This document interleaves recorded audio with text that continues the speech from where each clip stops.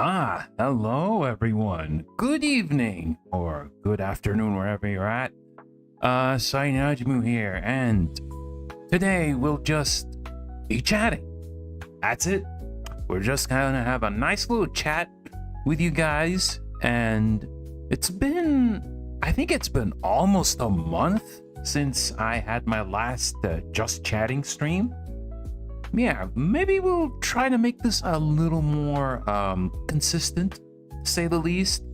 But it honestly kind of depends if I have like a lot of topics to just have a simple chatting stream compared to just have like a chill game on the background and basically just talk about anything. Like, say, for example, Euro Truck Simulator. But yeah. If you guys notice, the background that I have right now and even the thumbnail itself is just basically the chibi nighttime art that Alter Sky drew before. And it made me think that, I probably may need to commission more wallpaper style artwork of myself. Because, I'm still not probably at that level in order to get, like, fan art. So, I'm probably gonna have to go with commissions at the very least. And that's understandable. I don't mind that, honestly. But the thing is, I still have a priority system when it comes to commissioning art, right? Basically, focusing on stuff that can be used on the stream or basically on videos. That's what I'm gonna be focusing on first and foremost, and basically other things like general wallpapers so I can use for like maybe as thumbnails for Just Chatting streams and whatnot. Neko Heiko, hello, welcome to the stream. But yeah, that's what I've been trying to consider. I'm trying to consider via the priority system on whether to commission art or not. But I'm just saying, if you kind of like my design, or if you feel like drawing any art, the hashtag is Sairasto is still there. Feel free to. No rush, no pressure. Anyway, enough about that, though. We have a bunch of topics that we're going to talk about today. And the first thing I want to talk about is, before we get to start, last time I started with talking about X-Men the Animated Series. So, for those of you who don't know, there is a new season of the animated series titled as X-Men 97. So I wanted to recap myself. I wanted to get a little recap on how the show went, because I only watched a little bit of season 1 in the past, and I wanted to be ready for the new show, which actually came out a few weeks ago. Yeah. Wish I could draw more than just Stickman. Even Stickman is great, right? Even Stickman is great. I don't mind. I mean, that whoever that person was who took over my stream on April 1st manages to exhibit his art style in front of everyone, then anyone should be fine, right? Also, what's up, Alex? Welcome. Hope you're doing well tonight. So yeah, as I was saying, I'm going to be talking a little bit about X-Men 97. So if you remember what I mentioned, two key things that I wish that X-Men, the original X-Men, the animated series had, was one, better budget, because understandably, I know it was in the 90s and the animation wasn't the best there is, but it was a little bit limited. Right? And second of all, when it comes to action itself, right? This is supposed to be a show about heroes, right? And I understand that the staff behind the show want to follow certain guidelines because this was airing on Saturday mornings back in the day. And I'm happy to say that 97 manages to rectify both these issues beautifully. Like Studio Mir, like I mentioned, they worked on shows like Korra, for example, and what else? There's another show that Studio Mir worked on. Voltron Legendary Defenders. Yeah. But in this show, they decided to give their A game, right? The action sequences are amazing. They are stellar. If you watch like episode 1 and episode 4, I believe 4 is when the cast, I believe it was 4 or was it 5? I'm pretty sure it's one of these. But it was pretty much the episode where the cast goes to Genosha. I'm not going to spoil too much because maybe people still didn't watch the show, and there are some countries where Disney Plus doesn't have the show yet. Hello, doing well. Congratulations on a nice number of subs. Yes, we did reach the nice number. And I was honestly tempted to celebrate by just playing Belial in Grand Blue versus Rising, but I thought, nah.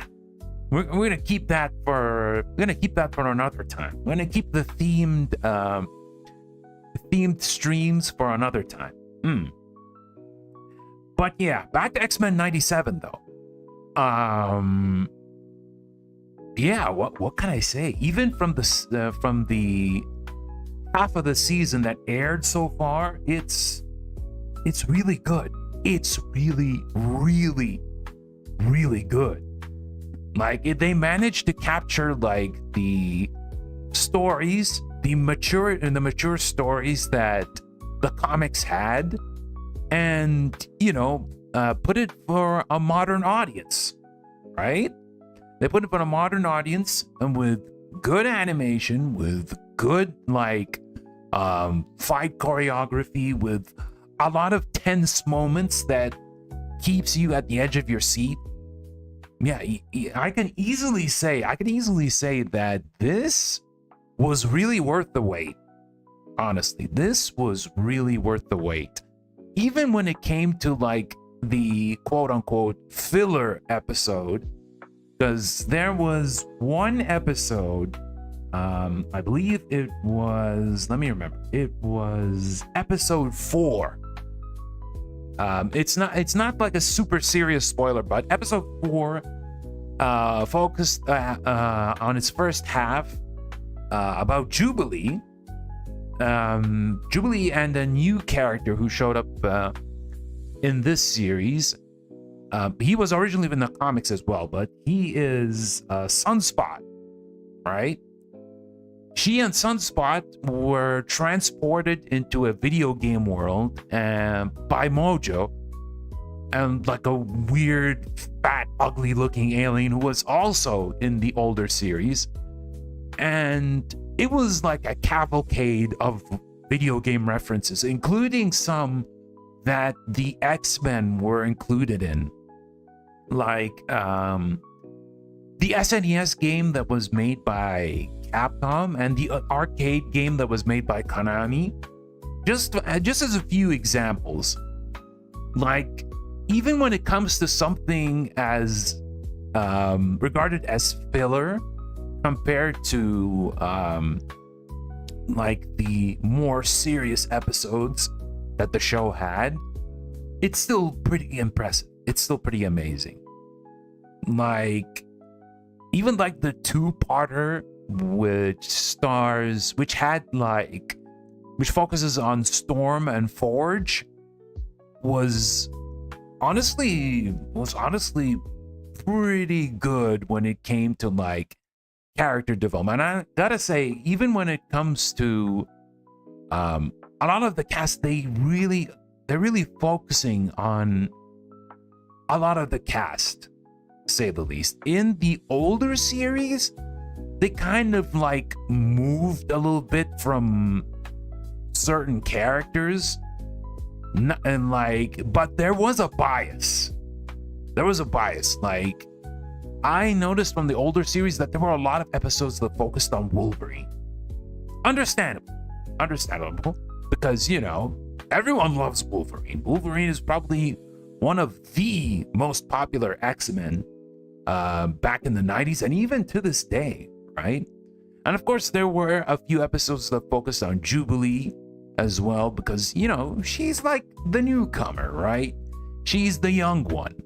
She represents the youth when it comes to the X-Men themselves. But in this show so far, they gave like a lot of characters moments to shine. And one good example is that of Gambit. Now, I'm not going to say what's going to happen to Gambit in this series, but that episode which focused on him was, yeah, it was like super good and super heart-wrenching as well. I'd also like to point out the voice acting in this. I did talk about before listening to a few of the older cast members who still sound good, who still sound pretty good. Like, let me give a good example. A good example of this is like Allison Seeley Smith. Allison Seeley Smith as Storm didn't sound different at all when she was in the original series and now. And another good example is Adrian Ho. Is it Ho or Who? I think I might have said his name wrong, but he's the voice of Nightcrawler. Yeah, Nightcrawler was. It didn't feel like age caught up to him, right? I couldn't say the same when it comes to Wolverine and Cal Dodd, though. Yeah, he sounds a lot more like Old Man Logan than just regular Wolverine. Yeah, you can notice it. If you actually listen to the old series, like a clip from the older X-Men series and a clip from the current X-Men series, yeah, it definitely seems like age has caught up to him. Understandable, right? When it comes to voice acting, not everyone can manage to maintain their voice as they grow older. It's not very common. It's not very common when it comes to voices as a whole, because, you know, of course, age can affect the vocal cords like pretty hard for some people. For some others, like, it feels like there's really no difference. You can also notice that a little bit with Lenore Zan with her Rogue. She still sounds pretty good, right? But you definitely notice the difference. Not so much with George Buza's Beast. It still works with him, right? Because, you know, Beast is this, he looks like a giant blue beast, but of course he is a scientist and super intelligent, and he has this refined and dignified voice. So age wouldn't be an issue when it comes to someone like Beast, when it comes to his voice. However, I do want to give props for the casting who were replacing the older cast members, either because they passed away or either because, you know, they wanted like a lot younger actors. So one good example is of Ray Chase. It has to be Ray Chase. Ray Chase, everyone knows him in a lot of games. Everyone knows him like Noctis in Final Fantasy 15. But to me, he'll always be Cinder in Killer Instinct 2013. Ray Chase managed to channel the original voice actor's tone, who was the late Norm Spencer. He did manage to do a great job. He has this sound of authority when it comes to putting out commands to the X-Men, and when it comes to like the serious dramatic tones that he should be delivering when it comes to situations, especially when it comes to Jean Grey. And speaking about Jean Grey, I'm pretty happy that Jennifer Hale is back to voice Jean. She voiced her before in Wolverine and the X-Men, and she also voiced her in Ultimate Marvel vs. Capcom 3. And I think she actually works very well as Jean Grey, so I'm very happy with that casting. Also, hey, welcome Crid and Rayquaza. My favorite actor has to be J.K. Simmons. J.K. Simmons is an amazing actor, both in like live action acting and in voice acting. He is amazing. He is amazing, to say the least.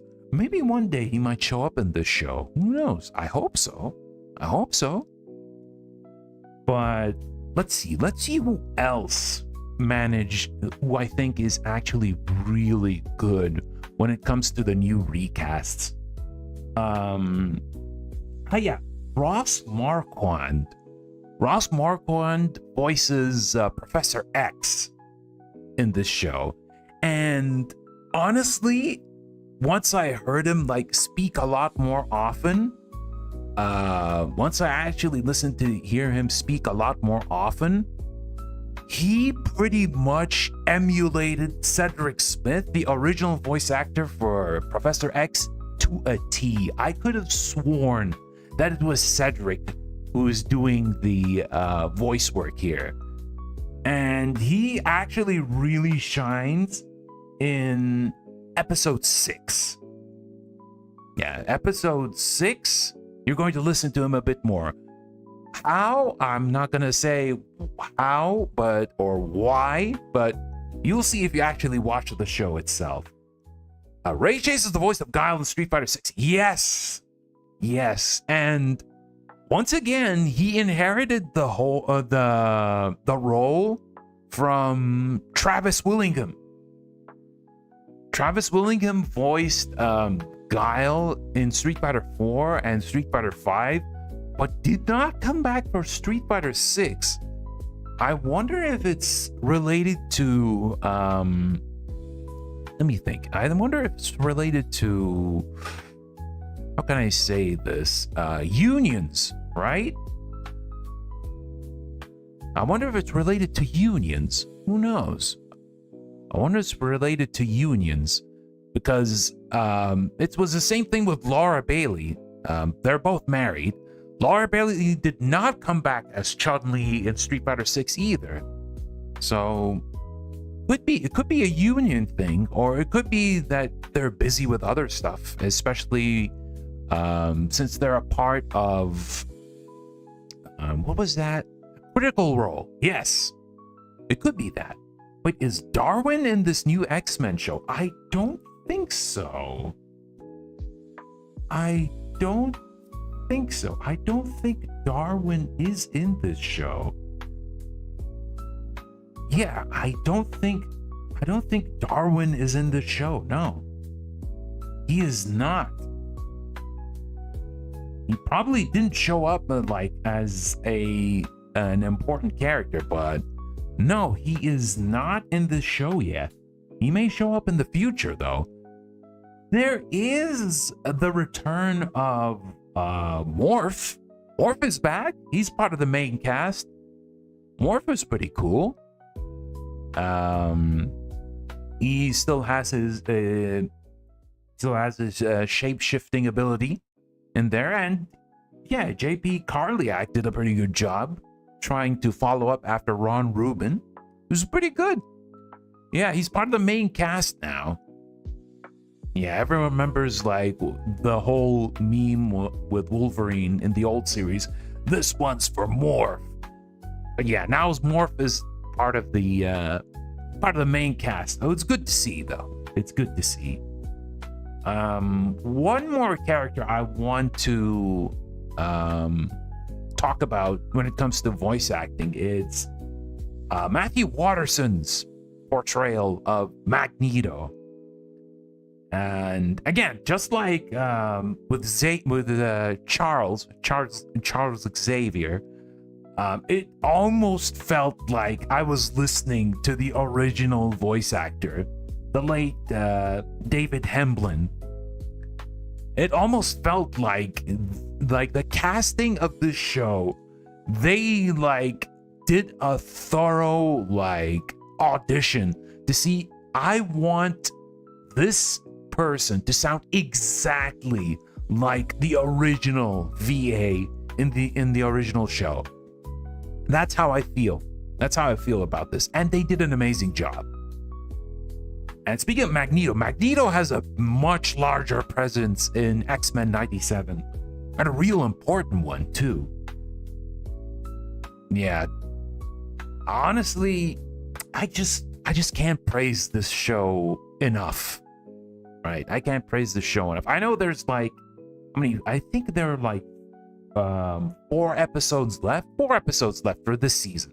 And thankfully there's going to be a second season. So yeah, I'm very excited to see how this season concludes and whenever the second season comes up. And there was even mention that this show might be winning an Emmy for Best Animated Series this year. And you know what? I say that it deserves it. I say it deserves it. So even if you're not into comic books too much, or even if you like watched a little bit of the original series, you can also like watch like a digest of the original series on YouTube. There are plenty of channels which gives you a bit of a summary about the first 5 seasons of the original animated series, and then hop into the new one. Do that, please. Do that. I strongly recommend it because there's been a lot of work put into this and a lot of love put into this, and yeah, it's really, really good. It's really, really good. Okay, so I think we're ready to move to another topic. This one is a little bit more general, I feel. This one is a little bit more general, and I like to address this. I like to address this because I've been thinking about it a bit more. Because how can I say this? But first, let me drink a little bit of. I got some iced tea in front of me, some lemon iced tea, in order to get my hydration. So let me take a little bit of a sip.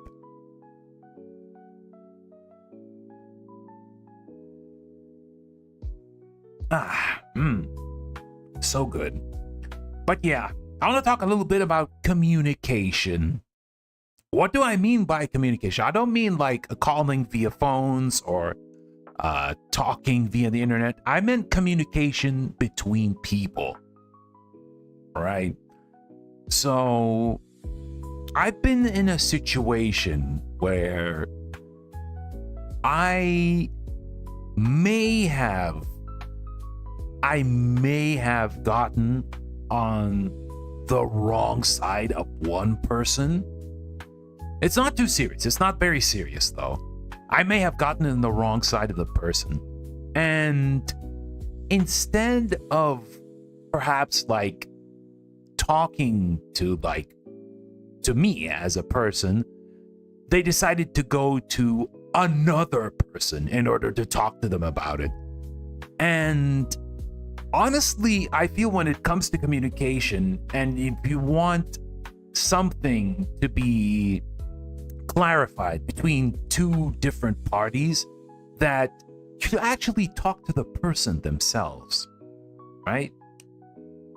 I would suggest not to involve other people, because involving other people would make something so insignificant something really, really big, right? Something that doesn't deserve the involvement of other people, and making it something like making it something that it shouldn't be. And lemon iced tea, my beloved. Yes, I love lemon iced tea a lot. But yeah, honestly feel like if I managed to like wrong someone accidentally, for example, not intentionally, right? And someone may understand it that it is intentional. I would rather prefer that we talk with each other, right? I would rather honestly feel like that it's better for us to talk so that we can understand each other. And it doesn't have to be applied to me. It has to apply to anyone else, right? Communication is always key, I feel. Communication can actually help resolve so many issues, so many small issues that don't deserve the involvement of other people, and maybe unfortunately be something actually really big, right? Yeah, so something like that can easily be avoided if, for example, just talk to each other, right? Just have a little talk. Have a little talk with each other. If you agree to disagree, that's fine. If you manage to agree with each other and understand the boundaries of each other, then okay, that's wonderful. See, there was a solution. But you know how human emotions are. We all know how human emotions are. Human emotions are complicated. Human emotions are complicated because some people may understand that while you are not intentionally hurting them, that they may feel that they're hurt, right? And they may think that you're trying to antagonize them. And that wasn't the intention at all, right? A written text is so difficult to carry emotions sometimes. It's the reason why I try to accompany my messages with an emote. Yeah, I do that too.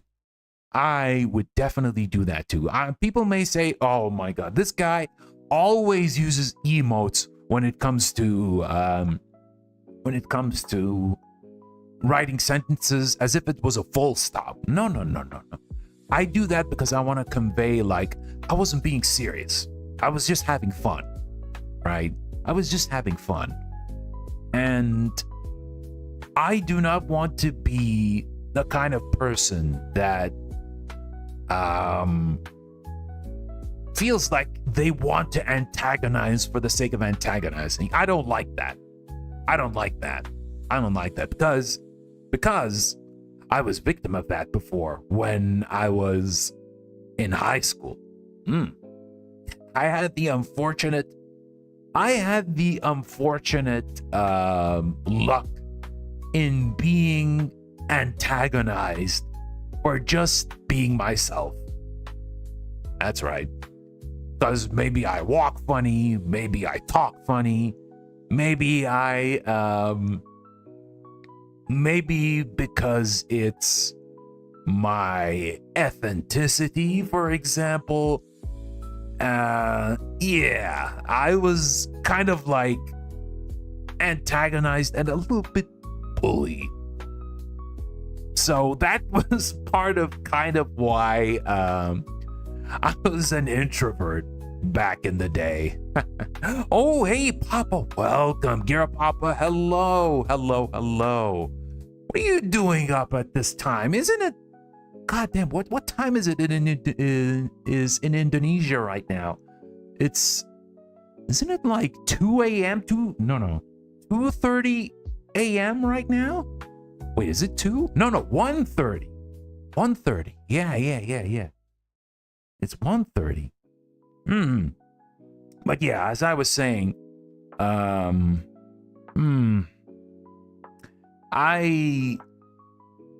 1:34 a.m. Okay. I was just messing with that. I can say I was sort of antagonized in high school as well, because I was on the top 3 of students. Yeah, of course, because when you're smart and you actually like work hard in your studies, you actually get some people jealous and they pick on you, and that's unfortunate. You're still drawing? I see. Gira Papa's still cooking. He's still cooking.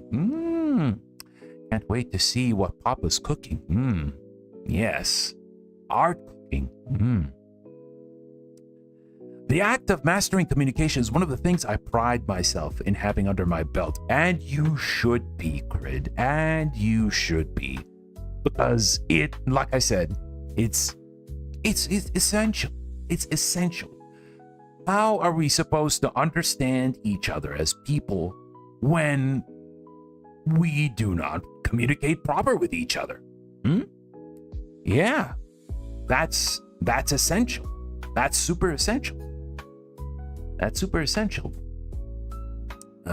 Yeah, but yeah, that situation unfortunately happened a bit recently. I hope it's not, like I said, it's nothing serious. It's very, very minor. It's nothing too serious. But I hope that, well, whatever they're going through is resolved and like they feel like a lot better in whatever situation they're. I don't know what their how their situation in life is, but I hope nothing but the best for them. Yeah, and yeah, I'll just try to be more careful towards that person. And yeah, like I said, if by any time there is an issue that came up from my side, let's talk. Let's even when it comes to like either in front of people, not in front of people, in DMs, for example, in DMs, talk in DMs, have a little chat. If we agree, excellent. If we disagree, then well, everyone will do their own thing. Yeah, and we managed to resolve the issue, for example, respectfully. That's it. No need for trying to be emotionally charged. Either of us would be emotionally charged. But yeah, while I have never had bullies, I found myself in situations that I managed to make better by talking. Yes, that's important. Like there are some sticky situations that with a little bit of discussion can be resolved, or can lead to like agree to disagree, and that's it. And then each person will do their own thing. Yeah. And each person do their own thing, and that's it. That's all that should be. That's all that should happen when it comes to something like this. Alrighty, so I guess we can move on to the next topic. Let's see. What shall I talk about next? Here we go. Let's go for upcoming plans. Yes.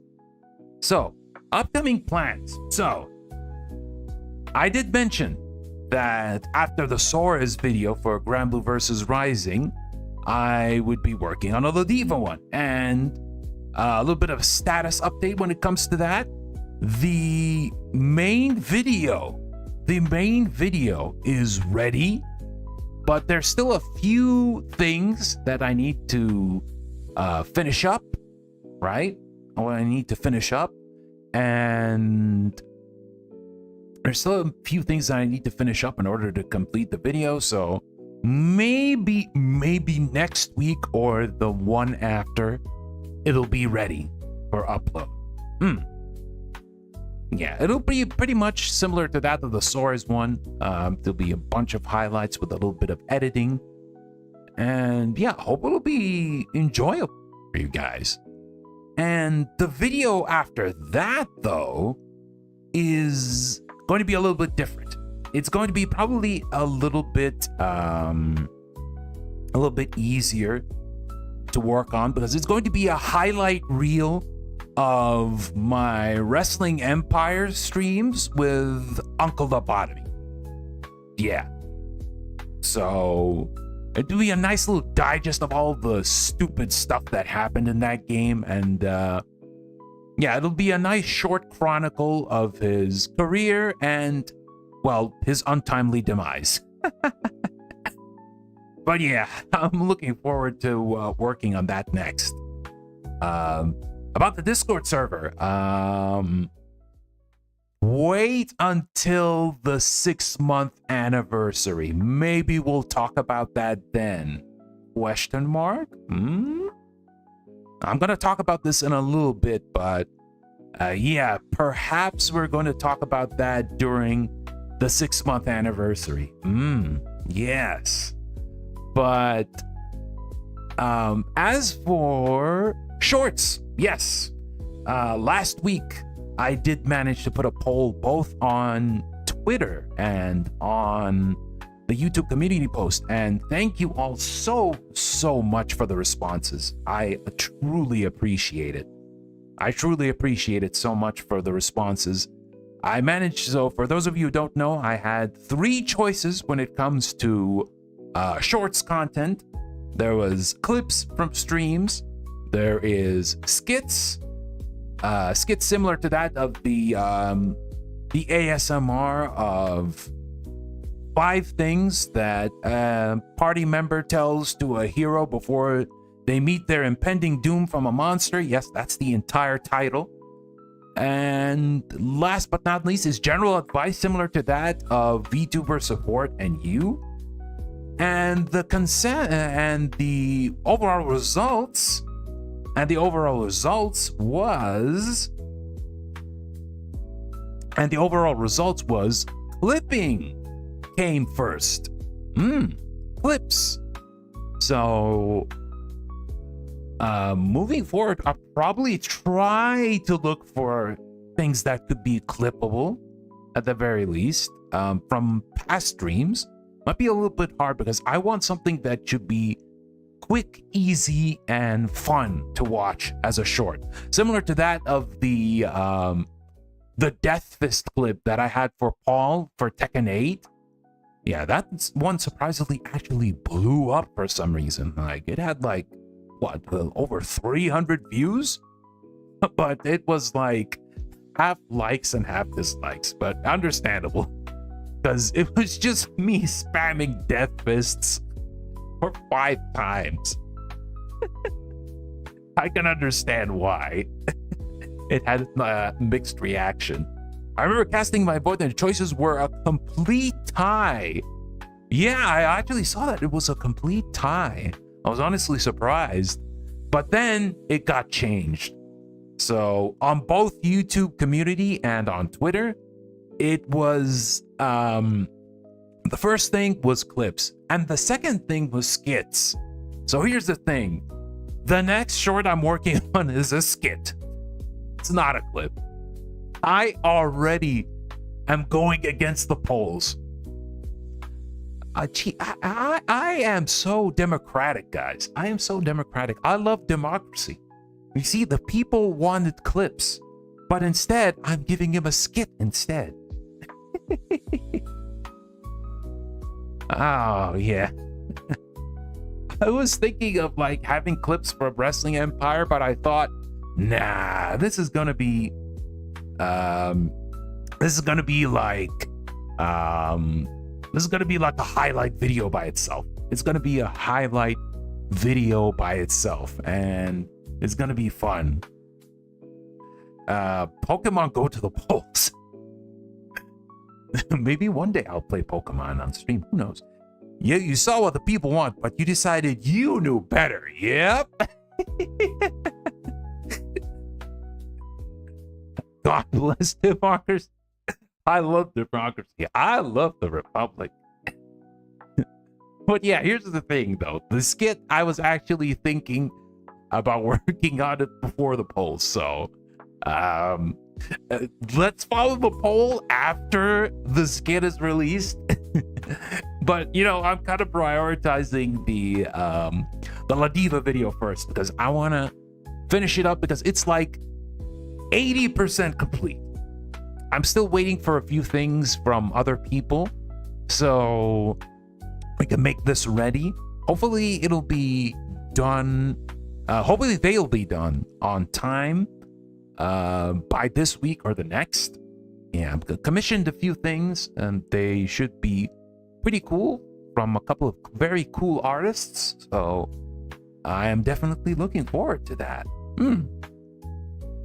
But yeah, that's next when it comes to videos. But when it comes to next month on the 11th would be the 6th month anniversary of me streaming on YouTube. And while there isn't anything big, we're gonna keep the big things probably if we hopefully manage to reach 1 year. There are still a few things that I will hopefully announce during there. So I hope you guys are looking forward to it. Yeah, not really big things, but there are things that that you're hopefully look forward to, but not related to the 6-month anniversary. Is I'm planning, if it manages to work out, it depends because it's going to be on a work day, that I will be having on the 5th of May. On the 5th of May, for 5 hours, I'll be streaming Granblue versus Rising, and I'll be playing only Lil Wayne. Right?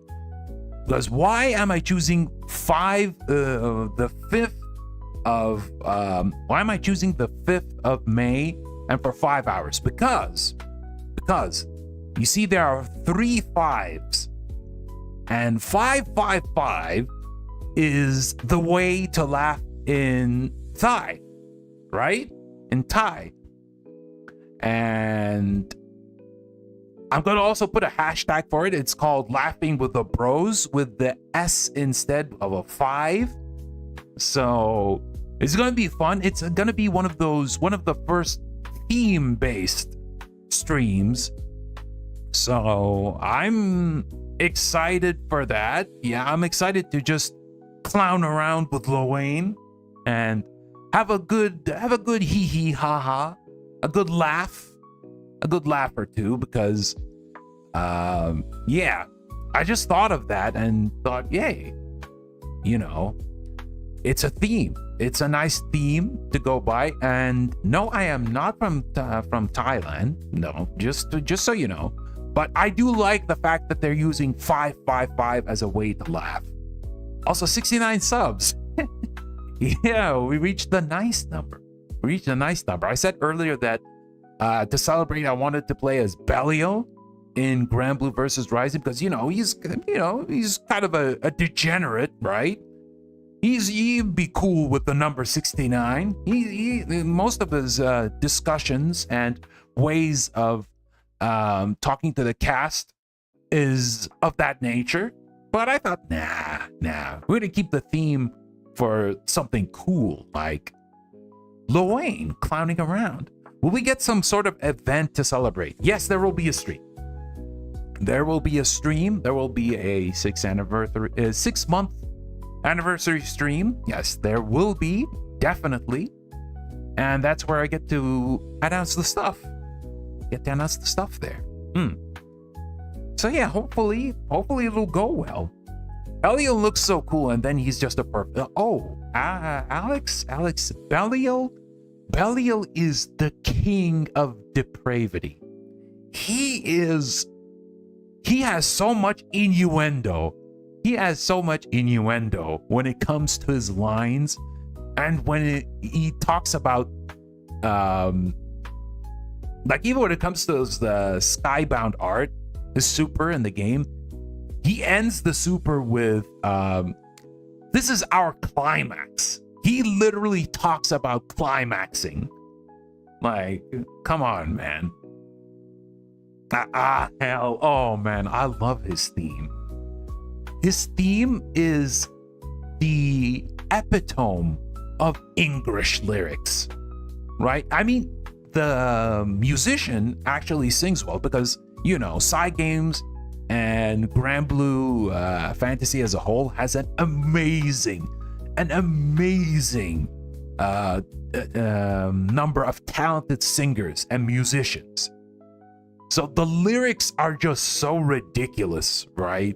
The lyrics are so ridiculous, and there was even one point, right? There was even one point that I thought, if, for example, I reach a certain number of subs, I would actually cover this song.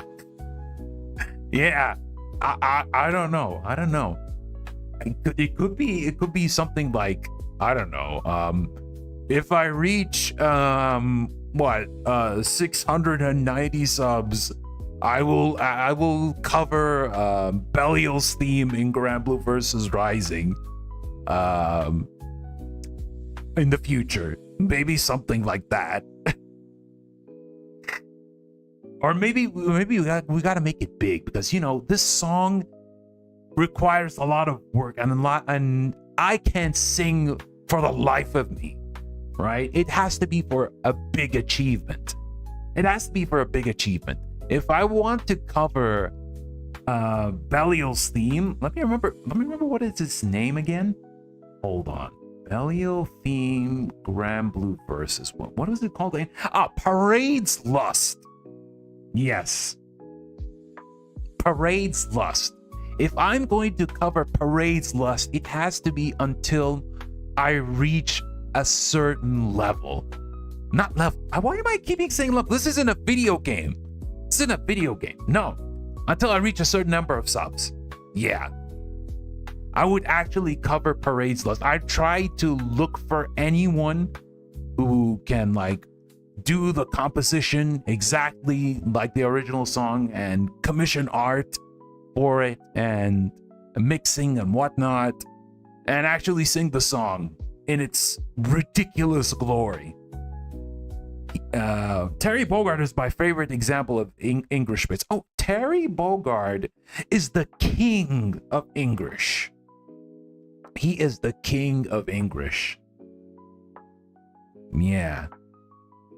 He is the king of English. Terry Bogard is the king of it. Even after the voice actor switch in KOF 14, because, you know, ever since Fatal Fury 2, Satoshi Hashimoto was the one who voiced Terry, and then in KOF 14, Takashi Kondo picked up the role and still does to this day. And fun fact about Takashi Kondo, that's not his first foray in fighting games, because he picked up Faust and Potemkin ever since the original Guilty Gear X.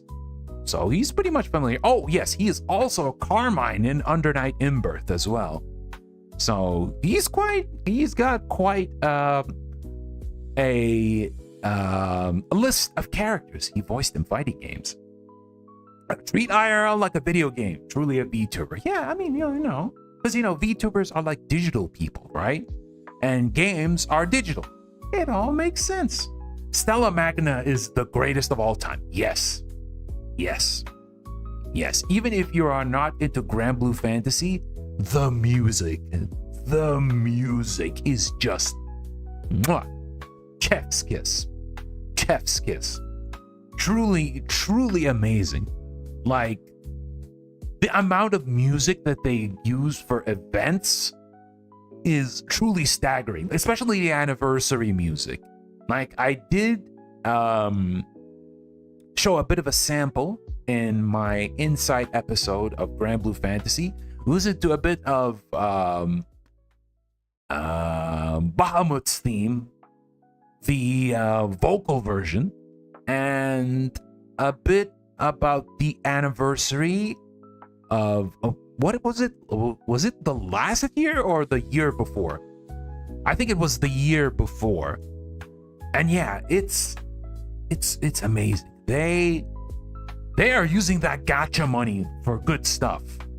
That's what I'm saying. Like, everyone's saying, "Oh no, we're paying too much gacha. We're paying too much gacha for this." But Cygames is like, "All right, we're gonna take this gacha money. I'm gonna have this in-house band creating banger after banger, and not to mention we can have our own orchestra as well." An entire orchestra. I've seen like pictures of the recording studio where the band was there, like Stella Magna was there, and like the Grand Blue Orchestra was there. And wow, it's truly amazing.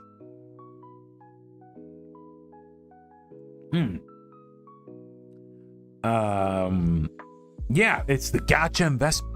Yeah, they actually paid good money for this. Have you heard of Arcanite's music? I did a little bit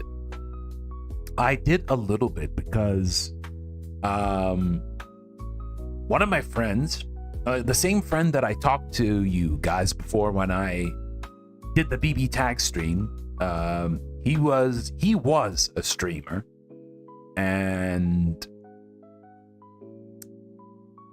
he actually played Arknights on stream before several times, and the music was really good.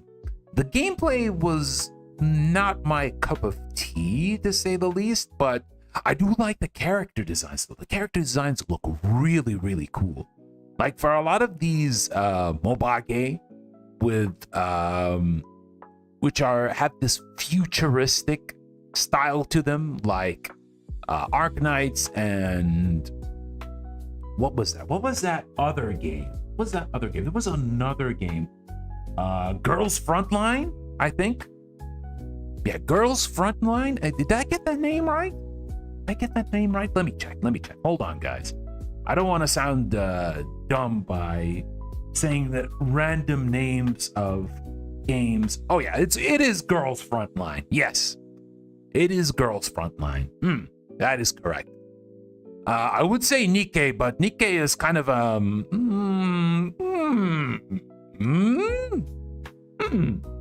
little bit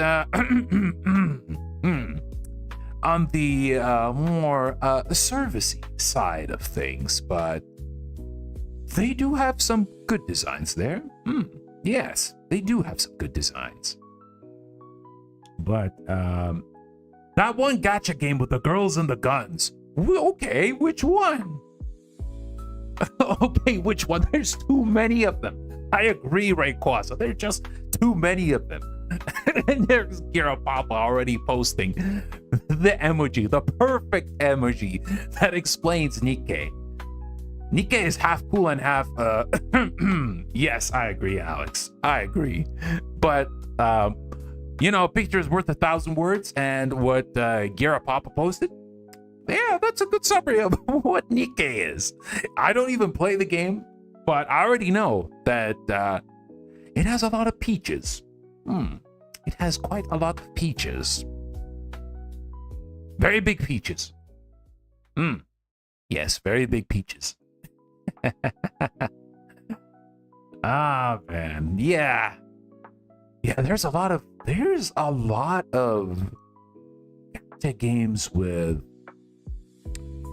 girls with guns. All right, let's kind of switch the topic a little bit. Let's talk about this for a little bit. Let's talk about mobage. Yeah, let's talk a little bit about mobage. And just like what Rayquaza mentioned, when you say with girls with guns, there's just this got misaligned. Oh, that's what I get for having... let me align this. Yeah, there we go. Nice and aligned, as it should be. Yeah, just like Rayquaza said, there are too many mobile games with girls with guns in them. There's so many of them. I only ever gotten ads for it. Yeah. The only mobile game that I'm getting ads for these days is AFK Company, and I'm like, what in the world is AFK Company? I mean, it's better than that weird-looking mobile game with that Jin Kazama clone that shows up and manages to get destroyed by a monster girl or something. Also, Nikkei's 1.5 anniversary is coming soon. Wow, it's fairly recent. I thought it was lasted a lot longer. I love TND. TND?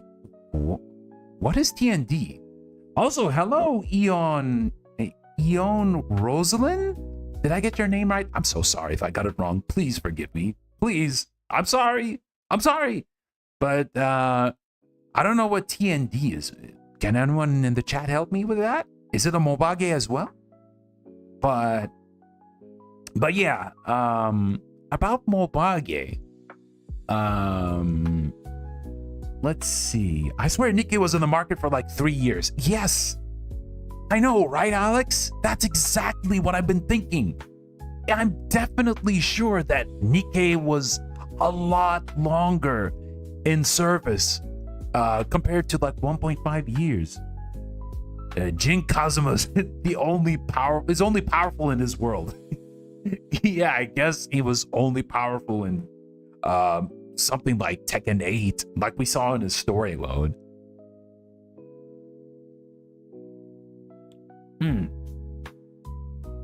But yeah, I've been getting ads of AFK Company a lot, and I mean, it looks high quality, sure, but even if you're telling me like 3 reasons in order to play AFK Company, I probably won't do that. I probably won't do that. It does look cool though. It does have some pretty cool like fantasy-based designs. It has like a very nice color palette to it too. So I'm gonna give it that. TND to celebrate Uncle A's birthday today. Uncle A? Oh, who's Uncle A? Well, happy birthday to them, I guess. Happy birthday. Hope they have a great birthday. Meanwhile, Akuma is powerful in every game he shows up in. Akuma, that son of a gun. That son of a gun just loves popping up everywhere. Akuma is the character who just like, you want a crossover? He's in it. Right? Akuma was basically the first character who established the whole Marvel vs. Capcom franchise because he showed up in X-Men Children of the Atom as a secret character. Yeah. That was a thing. That was a thing. And he was using his Super Street Fighter 2 Turbo Sprite as well. And he also showed up, of course, in Tekken. And he had a substantial part of the story, surprisingly enough. Like, even Kazumi recognized him, and he have a promise. And they have a promise in order to fulfill. Did you know that it's canon for Akuma when he shows up into other games? Yeah, it's canon. It's canon. It's not like an alternate world or anything, but it's canon. But speaking, I was talking about Tekken, but now, since we're talking about mobile games, I'm going to talk about Teppen. Yeah, have you guys heard or played Teppen? So, Teppen is a card battle. It's a card deck builder. It's a card deck builder that features a lot of Capcom characters, right? And thanks to the release of Google Play Beta, that where you can actually play mobile games on your desktop officially. Yeah, it's not like you're using BlueStacks or anything. No, Teppen, TEPPEN, Teppen. It's basically like Tekken, but replace the 2 Ks with 2 Ps. Yeah, so I'm able to finally play Teppen on my desktop, and I don't know, it does seem pretty fun, right? I may consider streaming it in the future, but it does seem pretty fun. I love the artwork in the game. Like, they have contracted a lot of artists, and their interpretations of the characters is super interesting. That's the first time I heard of it. And I was huge on card games a couple of years back. Here's the thing, Alex. It's been going on for how long? When did Teppen start? Let me double check. Was it from 2018? Let me see. Where is it? It was from 2019. Right? It was released on 2019 on July 4th. So yeah. It's unavailable in my region. Maybe that's why. Here's the thing, Alex. And don't tell Google Sama, okay? But you just need to use the word, the 3 letters, the acronym that starts with the letter V. You know what I'm saying? You know what I'm saying? You get me? You get me right? You get me right? Yeah. Yeah, you could use that. You can use that. Just need to have a different region, and you'll be able to get the game. Yeah. Or you can get the if you're on mobile, you can get the APK from somewhere. I'm not saying where, but you know, a wink, wink, nudge, nudge. You know what I'm saying? If you're interested, of course. But yeah. Okay, Google. The acronym that starts with the letter V is VAN. It's van. Yes. It's van. Yes. Very awesome network. Yes, very awesome network. That's what I'm talking about here. Yes. So I'm not telling people to use the other V or anything. So I'm innocent. I'm very innocent. But anyway, enough of that. I'm going to talk a little bit about the game. But very awesome network indeed. Yes. But yeah, because I'm super curious about the game, and Vocational Assassination Network. Yo, that's the acronym that Agent 47 uses in Hitman. Yeah, that sounds kind of like a Hitman thing. But yeah, I did try the game a little bit, and I absolutely love the artwork. They got a lot of artists in there, and the playable characters are interesting, to say the least. They've managed to have characters like, you know, the usual. Ryu, Ken, no Ken, sorry. Ryu, Chun-Li, Mega Man X, Zero, Dante, Nero, Akuma, Morrigan, of course. Like from Resident Evil, I remember there was Jill, Albert, Wesker, and Ada Wong, I believe. And they even got Monster Hunter monsters in there. Yeah. You can have an entire deck for Rathalos and Neri Gigante.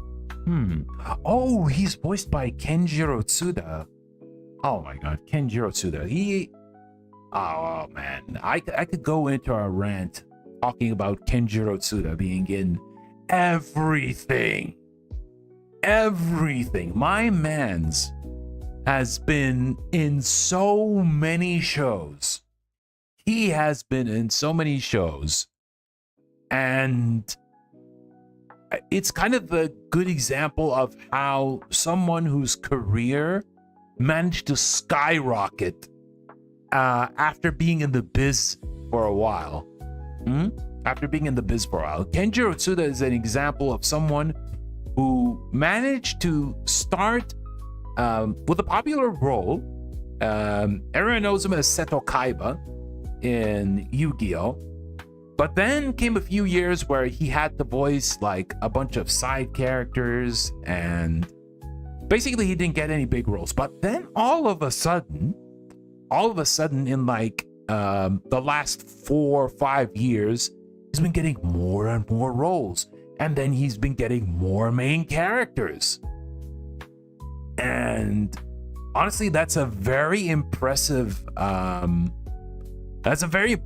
way to like boost your career from starting off as like an antagonist in a famous series, getting a few bit roles, and now becoming like a household name.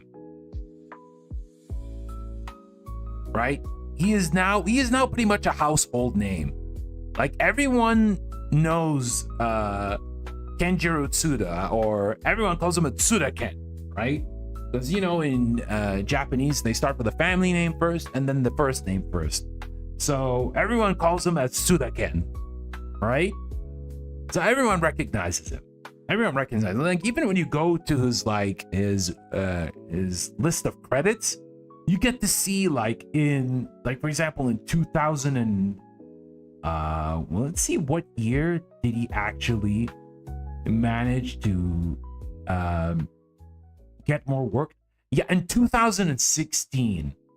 2016 is where the era of Tsuda-ken started to shine. Yeah.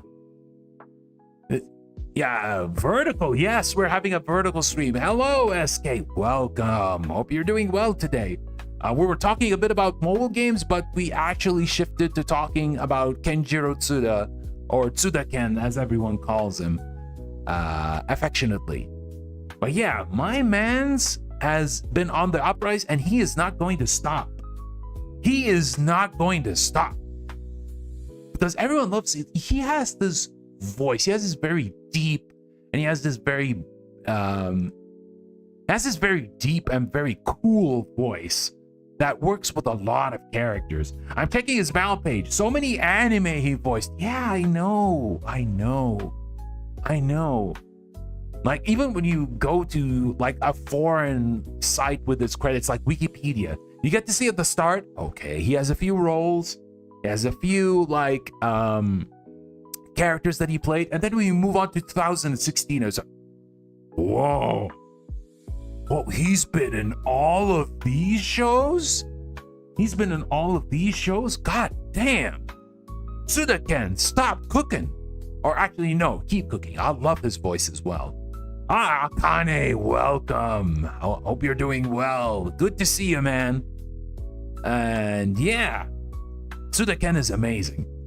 Sadly, Tsuda-ken is not in Teppen, unfortunately, but Joji Nakata is, and he voices Wesker. He voiced Wesker ever since the re-release of the Resident Evil remake in Japan. And yeah, he immediately was like the official Japanese voice of Albert Wesker. But yeah, as I was saying about Teppen has, if you actually check the list of characters, you notice that it's pretty impressive, right? But then you get to move on and see that a lot of the other characters, a lot of the other super cool characters are skins that you have to get from the gacha, and you have to pay money for them, for the gacha. Like, you have characters such as Phoenix Wright and Nina from Breath of Fire, and even Strider Hiryu, who showed up recently. And like, they have their own voice clips, they have their own artwork and everything. But sadly, you have to get them from the gacha, and it kind of hurts, man. It kind of hurts. It kind of hurts, man. I wanna have Phoenix Wright, man. I wanna play with like a deck of like Phoenix Wright characters and characters from rival schools and Project Justice. Go online and just hit them with the objection. But no, you can't do that. You can't do that. You have to go to the gacha that's specific to Ace Attorney, and you have to pay money for it. That's unfortunate. Oh man, I used to love Teppen. I only played launch Teppen. Oh, so you're familiar with Teppen, SK. Oh, that's good. That's good. Someone else is familiar with it. But yeah, I guess I won't be able to play as these like skins unless I actually pay money for it. I can't actually pay money for it because, you know, I got the game by other means. Yeah, I won't elaborate on that more, but yeah, I guess we got to go for the default cast. And even when it comes to the default cast, they got some good characters to go for. I recall Nergigante was a monster. Yes, Nergigante during release was ridiculous, but they managed to nerf it. Oh yeah, I forgot to mention, this game has an esports scene. Yeah, even though it's not like massive, even though it's not like massive like other esports scenes, but it does have an esports scene, and it does have a decent amount of money when it comes to competition. So, but yeah, here's the thing though, you gotta like, again, a lot of the super good cards come from the gacha. Some you can actually get from like crystals from the game, but others, like I said, not the others. Like, you can get all the cards, but the only thing that you need paid crystals for is when you want to get the skins for the characters. Yeah, they had an insane pot for the first year. I recall the FGC making jokes about it. Yeah, they were wondering, oh man, FGC is poverty? We're having like this card game beating us when it comes to esports? Not anymore though, because now we have Capcom Cup. Capcom Cup with its millions of dollars. Yeah, millions of dollars when it comes to like winning the tournament. This year they had 1 million. Next year they'll also have 1 million. So yeah, we live in times where there's still money. There's still money, but it's not perfect though. It's not perfect though, especially when it comes to the distribution of the prize money, especially when it comes to from second to third and downwards. Distribution still needs a little bit of work.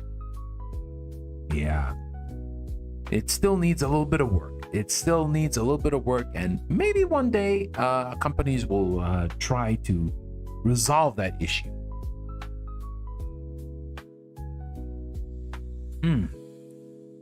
No more t-shirts for winning tournaments now. Yeah, no more t-shirts. Now you actually win real money.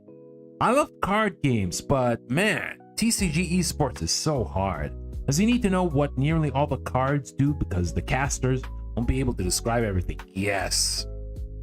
That's why I have a lot of respect when it comes to people who play TCGs competitively, because you need to know each and every card, and you need to know what's banned or what is not banned, and you need to know what effects that each card has, and you need to like build your deck accordingly depending on the opponent you're facing. And it's just so much. It's just so much to consider. Like me, a smooth brain like myself couldn't handle it. smooth brain me, it can't handle this. That's why I give respect to anyone who actually handles it. Because, yeah, you got to be up to date to everything. You need to like check the rules and guidelines. You like stare at the guidelines and said, oh man, do I actually have a card that's banned? No. Do I have like the right deck that I could actually compete with? You'll sit like there hours and feel like your brain will explode after having all these cards and which ones you're going to use. I'm tiny brain. I just pick fighting games and just mash buttons. Yes, that's the life for me. I just want to pick up controller, press button, win, or try to win. Yeah. Oh man, competitive card esports is nuts, and also the smell. Oh.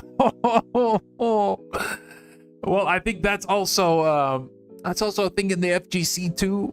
I've seen a lot of people say in tournaments like, please put perfume, wash yourself, put cologne or something. Don't do, or take a shower. Don't be stinky. Please take a shower, bro. It's not hard. Go take a shower. Why don't you wash your body with soap? Soap isn't going to eat you. Fully online TCGs can also change the meta from patch to patch, so you need to keep up with that as well. Yeah, wasn't there, I don't know, what game was it? Was it Hearthstone, or was it what was it? And what was the League card game? Was it Legends of Runeterra? I'm not sure. It was definitely a card game related to League, where patches kind of messed up a tournament and everyone was pissed. Everyone was pissed. They were so pissed that they changed the meta, and like the tournament players were just like, no, we don't want to do that anymore. Screw that. And then they reverted the changes, and it was like, that was a friggin' mess.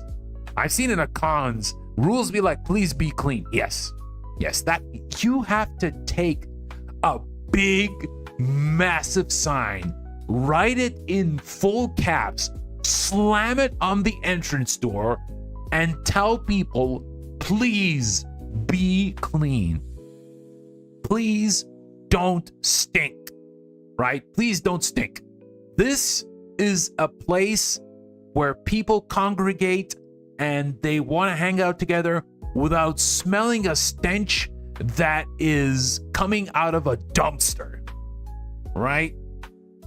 Please, if you want to smell like a dumpster, you can go to any dumpster and hop in there and swim and become the Oscar the Grouch of your generation, right? You can relive the trash life on your own. You can be the trash man like Danny DeVito once did in It's Always Sunny, right? You could be the trash man. But don't do it like in cons or in tournaments, please. I beg of you. I feel so bad for that girl trending who left the Yu-Gi-Oh tourney because of the smell. Because it's awesome Master Duel introducing new players into Yu-Gi-Oh, but facing the small gauntlet head on is rough. Well, I can't blame her, honestly. That she left the tournament, because hygiene is important. Excuse me. It's not just for you. It's just for everyone else. It's for everyone else. And it's important for you too as well. You need to be clean. If you're not clean, you're going to get all sorts of diseases. You're going to get all sorts of like bad stuff that happens to you. You don't want that to happen to you.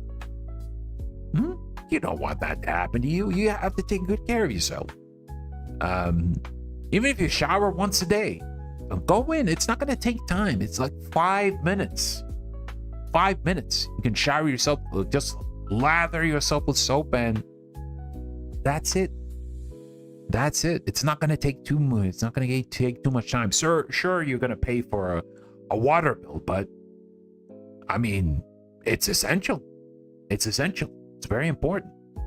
Playing Master Duel actually made me buy my first IRL deck. Oh, are you competing as well, Alex? Or are you just playing with friends? Oh, that sounds pretty fun. That sounds pretty fun. Yeah, Yu-Gi-Oh is all right, let me talk a little bit about Yu-Gi-Oh now, since we finished about Mobage. I feel like talking about Yu-Gi-Oh for a little bit as a franchise. And since we talked about Kaiba and Kenjiro Tsuda, it makes sense that we go back to Yu-Gi-Oh again. So, Yu-Gi-Oh! My first experience with Yu-Gi-Oh was with the cartoon. Well, not the cartoon, anime. Well, anime is Japanese cartoons, but don't tell the anime fans. Don't tell the anime fans. Anime is just Japanese. Japanese cartoons. I'm so impressed that Yu-Gi-Oh nailed the card online battle after their fumbles all over the year. Oh, Konami, yeah. I haven't completed IRL yet. Although I know that there are some locals in the cities here. Oh, very nice. You may want to do that in the future, but for now, at least, because I know you're busy with studying and your thesis. Good luck with that, by the way. And yeah, maybe in the future you can do that. So about Yu-Gi-Oh! Yu-Gi-Oh! I did watch the anime, and yeah, even before I got to the internet and watched the abridged version done by Little Karibo. Bless his heart. I love the abridged series as much as I love the original. And yeah, I actually was interested in playing the game. So I did try the Game Boy Advance games. Yeah. I think there were 2 Game Boy Advance games. I actually tried them out and honestly thought they were pretty cool, right? I was at the time I was like, I wasn't like the best when it comes to card games. I still am not the best, but I didn't like how the game flowed for both Game Boy Advance releases. For some reason, half the online digital Yu-Gi-Oh games don't even follow the rules. Whoa, really? I guess they're doing their own thing. Maybe it's a little bit different doing it IRL. Yeah, the abridged series. I love the abridged series. Every time there's a new one, I get excited because I want to see like the funny voices that Little Karibo does. And every time they get a bit more elaborate with the edits and getting actual VA in there.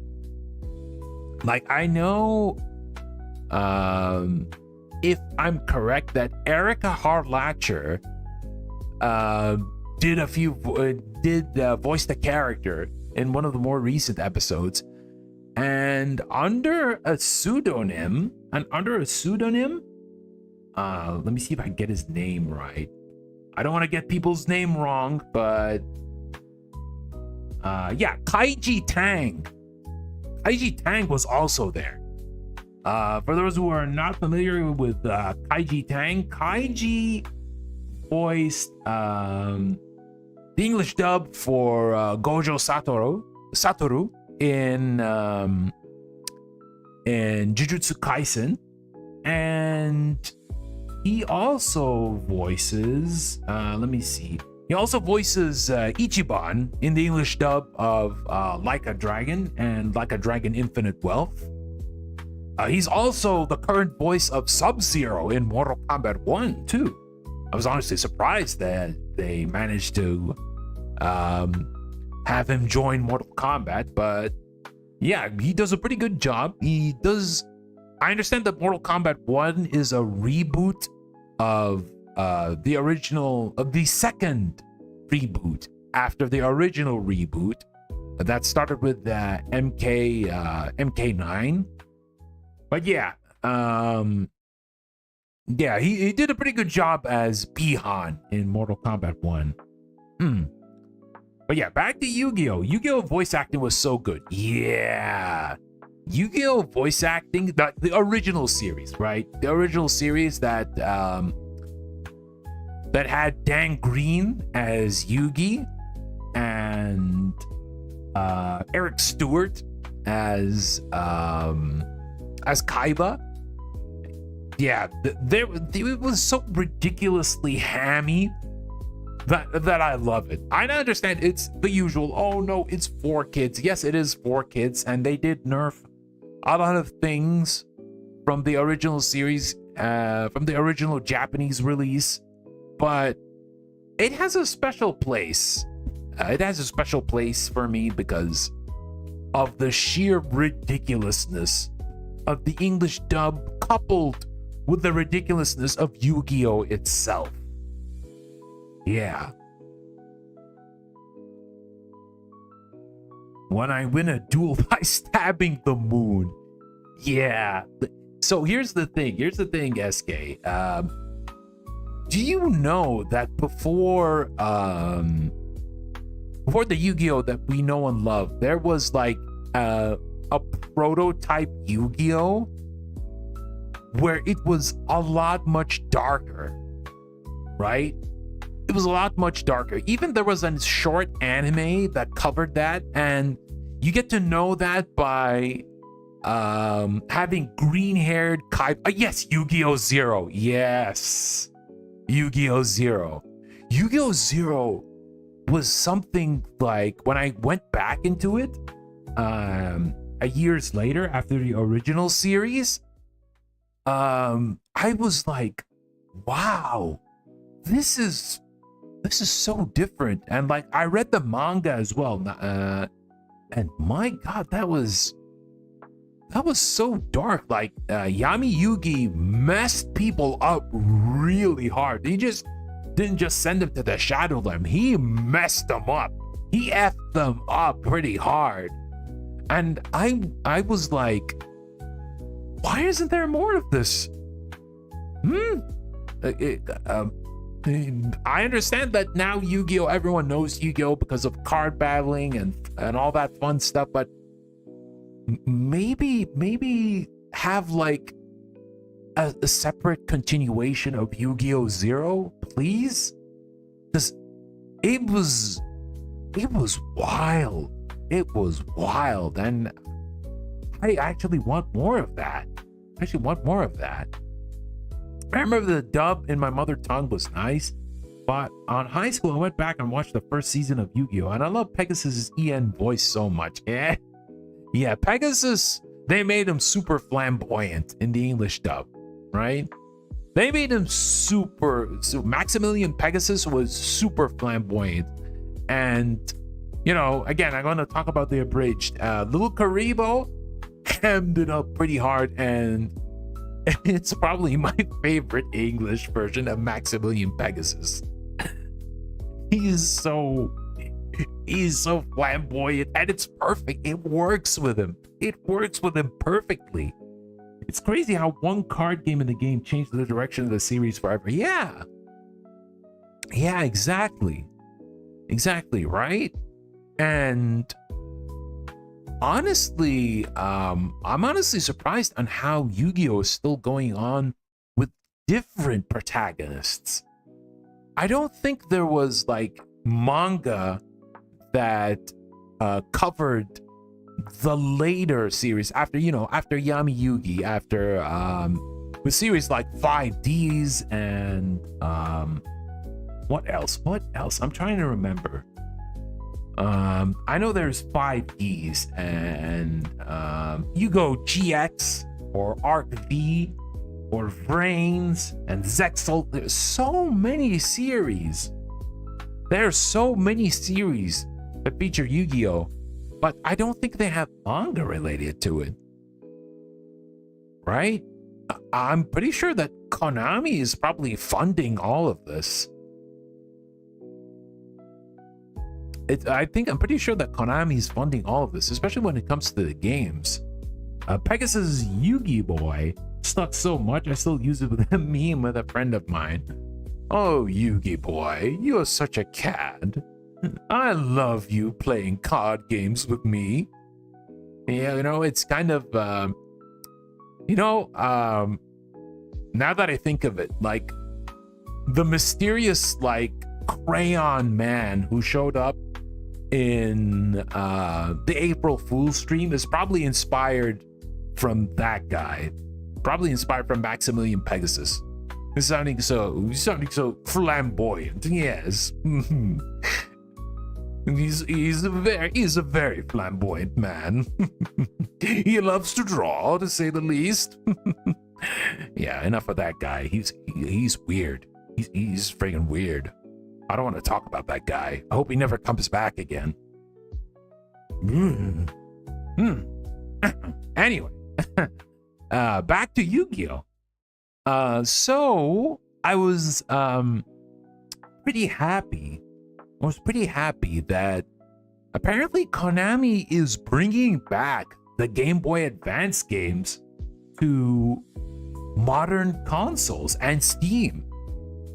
I'm not sure if it's going to be apply in the Western countries as well, but they just announced it like a few weeks ago.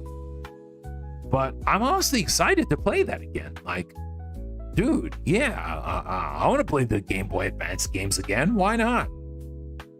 Why not? It's a good part of my childhood coming back again.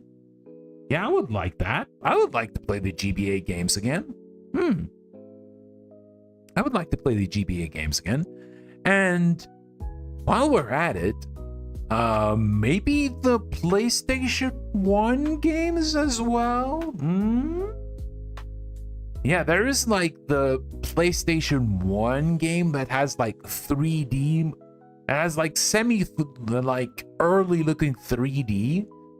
And it focuses like on the Pharaoh arc. Yeah, Duelist of Roses. Yes, that's the one. That's the one, SK. I was trying to remember its name, but yes, Duelist of the Roses. Yes, that game needs to come back. Yes, that game needs to come back. That game needs to come back. Konami, I don't know if you're ever watching this stream, but please bring back Duelists of the Roses. Yes. I think it focuses on the Pharaoh arc from the original manga. And yeah. Yeah, please bring it back. Please bring it back. But yeah, Yu-Gi-Oh is pretty cool. Yu-Gi-Oh is pretty cool. And during that era,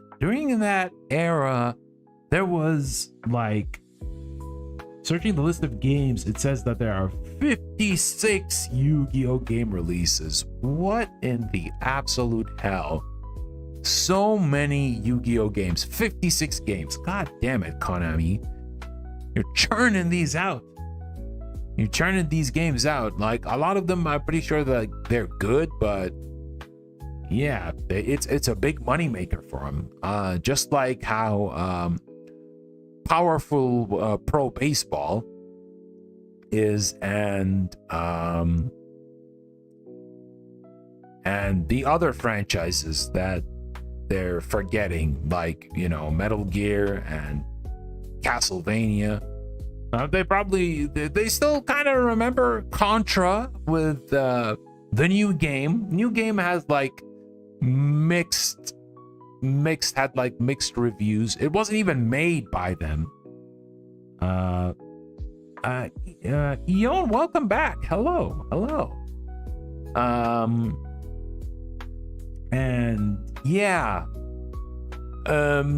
apparently there's going to be Contra DLC in Vampire Survivors. Yes, that's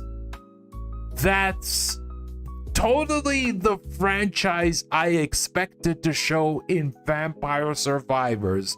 Totally not that famous other Konami franchise that fits with Vampire Survivors and actually is the inspiration for the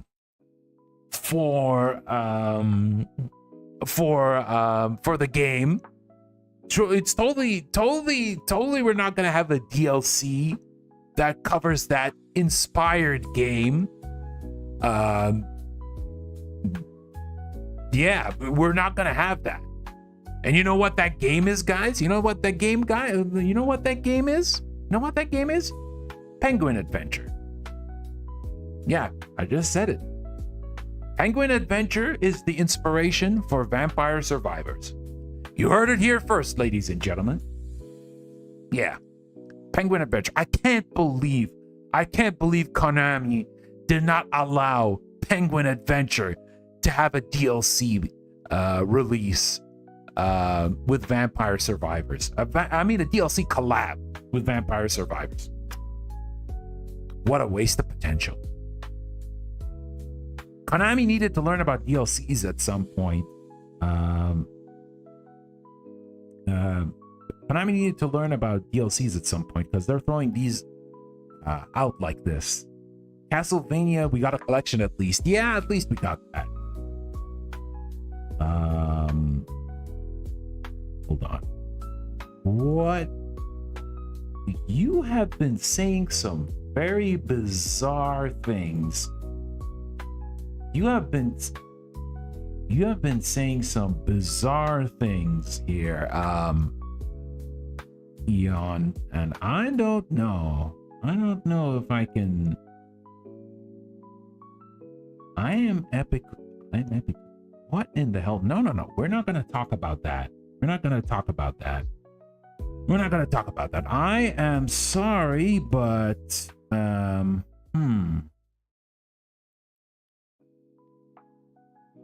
I'm sorry, but you seem to be a little bit weird here. We're trying to promote another channel here, and we're not talking about anything. We're talking about something else, and you're talking about I don't know what you're talking about. It's so weird. But anyway, yeah, I kind of expected that when it comes to streaming us shorts, but it's okay. But yeah, anyway, as I was saying, Contra is showing up fairly recently when it comes to Konami games, and of course Yu-Gi-Oh! But I hope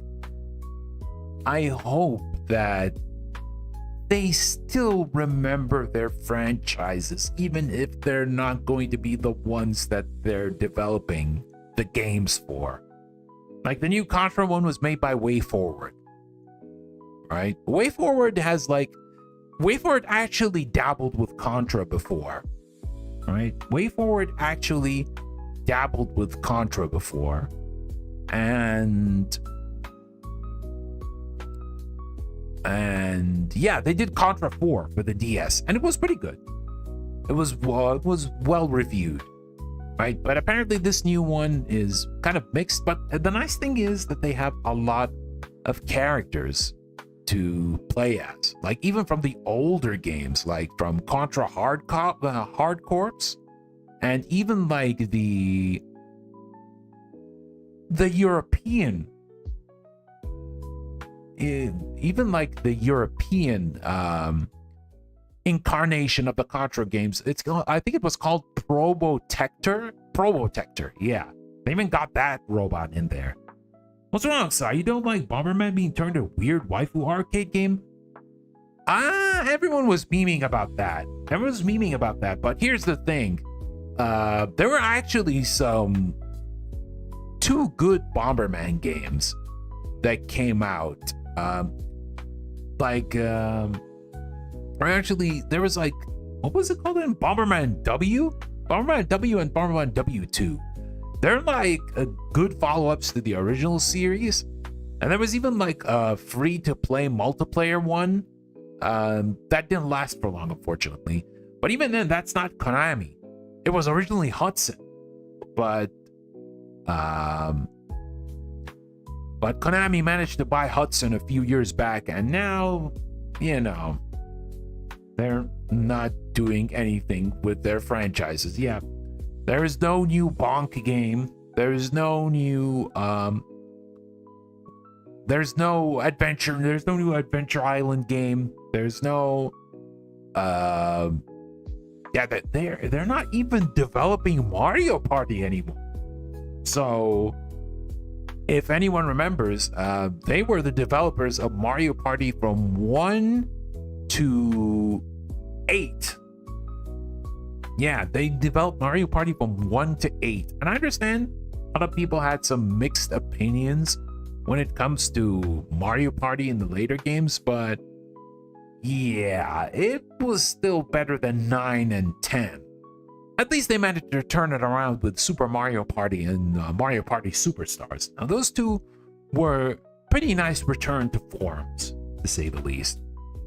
But yeah, that Bomberman arcade game is super weird. Super weird. I don't think it actually did well.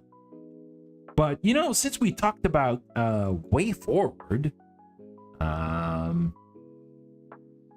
let's talk about next week's schedule for a little bit. Oops. Next week's schedule. Let's talk about that for a little bit. And let me fix that. There we go. So, what's going to happen next week? Since we talked about Way Forward, we're going to be playing Shantae and the Seven Sirens. I wasn't intending to play that game, but here's a funny story related to it. So, there is a mutual that I know on Twitter. He used to be part of the Hololive Indonesia fandom, but now they are doing their own thing. And they're pretty good friends with some other friends of mine, including Bombiko, who I collabed with her in Keep Talking and Nobody Explodes. So he had a form where I had to fill his birthday wishes. I want to wish him a happy birthday. I think he's pretty cool. I did see him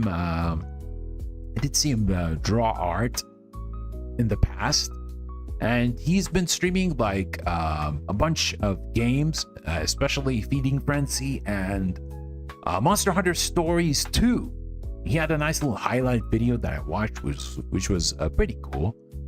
I wished him a happy birthday, and I wasn't there when he was checking over his birthday. When he was over checking his birthday messages, because I was playing another game on another stream, but I did check the archives, and he did mention me and say that, oh, I actually watched this guy, and I remember him playing Shantae. But here's the thing. I never played Shantae on stream. I never played Shantae on stream ever. So I managed to talk to him, and eventually he mentioned he mixed me up with another friend who played Shantae for his first stream. And I was like, oh, so that's how it is. So I decided, okay, buddy, all right. I'm gonna play Shantae just for you, my man. And it's the same Shantae that the other friend who also streams is played it for his first stream. Yeah, so that's why we're playing Shantae and the Seven Sirens. So it's been a minute since I played a platformer, so yeah, I might not do very well in it, but yeah, someone is jealous. Nah, I'm not jealous. I just found it funny. I just actually found it kind of funny because I was kind of mixed up with someone else. But it was still funny. But I would, because I don't want to make him show like, oh man, this guy doesn't know what he's talking about. So I'm gonna actually play Shantae this week. I gotta actually play Shantae this week. So I did play Shantae before. I did play Half Genie Hero. Half Genie Hero was pretty good. It had the right amount of challenge and fun in it. Yeah. So I do also have the re-release. Let me check. What was it called again? Yeah, Risky's Revenge Director's Cut.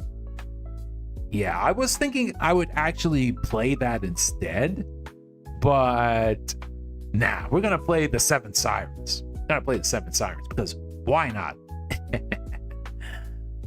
But yeah, we're gonna do that next week. We're also gonna be playing Days with Ollie. Yeah, Days with Ollie, because unfortunately I wanted to play Days with Ollie in the morning because, you know, I want to cover the Asia time zone, and I was super excited for the VN, but sadly it got delayed to Monday, so we'll be playing it on the usual nighttime stream. So I'm definitely looking forward to that. Unfortunately, we could still only play one chapter. Hello. ちょっと待ってくださいね。君は名前は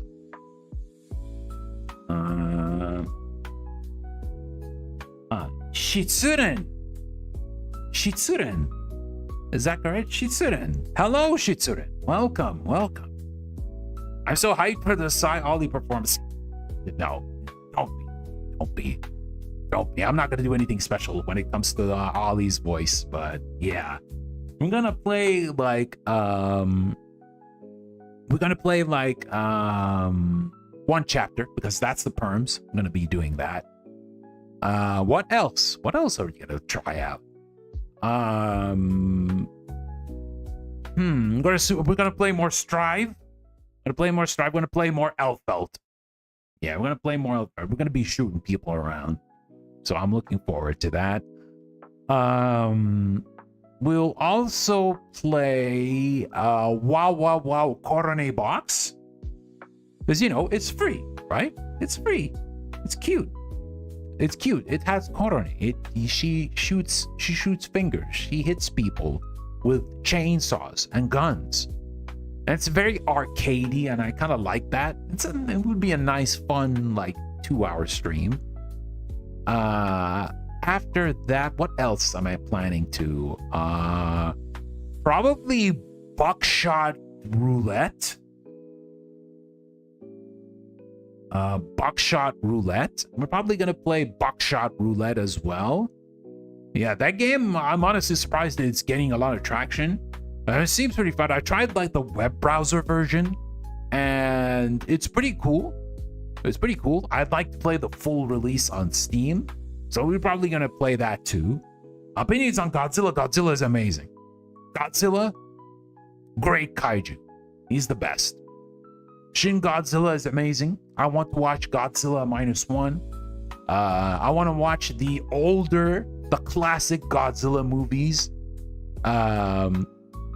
I probably may watch the Americanized version, not the one with Matthew Broderick. No, the newer ones. Until we reach the crossovers with Godzilla and Kong. I may eventually want to do that. But yeah, Godzilla, amazing. Godzilla, the Hanna-Barbera cartoon, though, not amazing. No, don't watch that. It's not good. It wasn't very good. But yeah, Marisa Fumo, welcome to the stream. But yeah, what also can we do next week? What should I think? What should I think about next week? I did get Tyrion Cuthbert,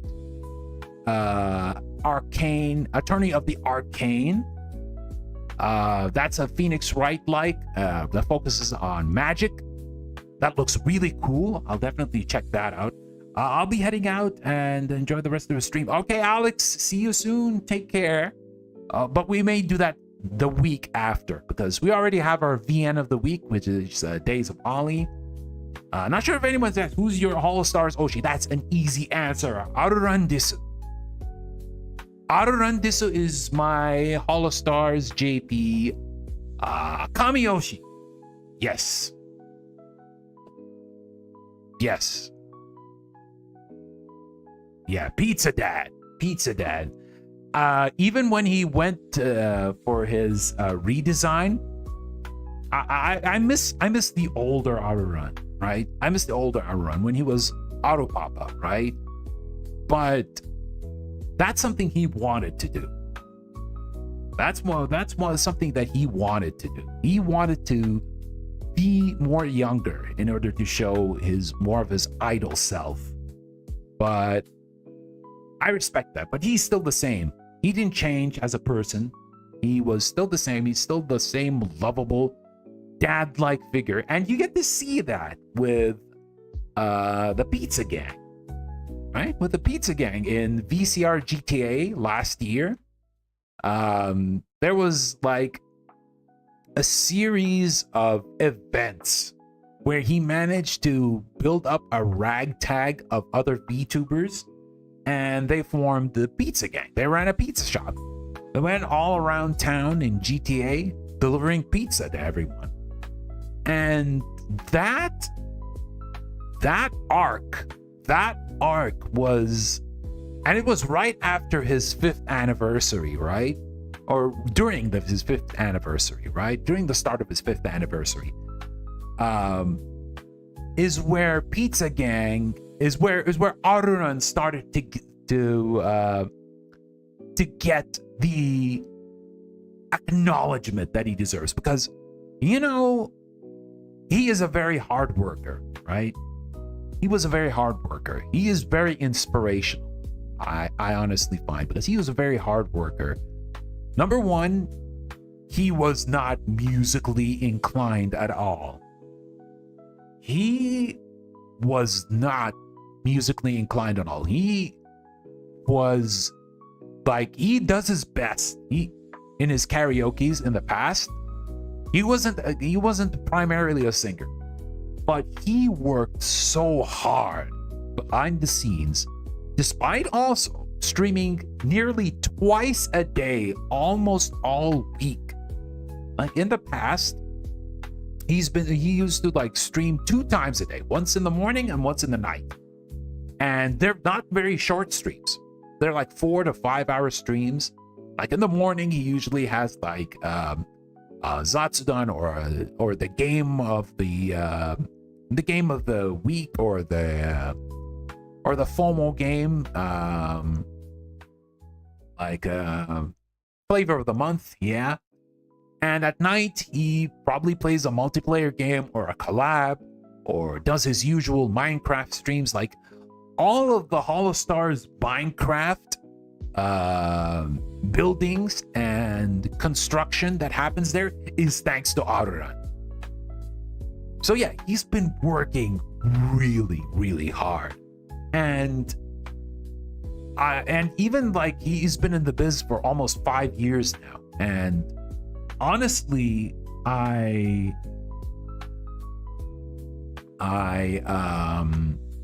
honestly feel like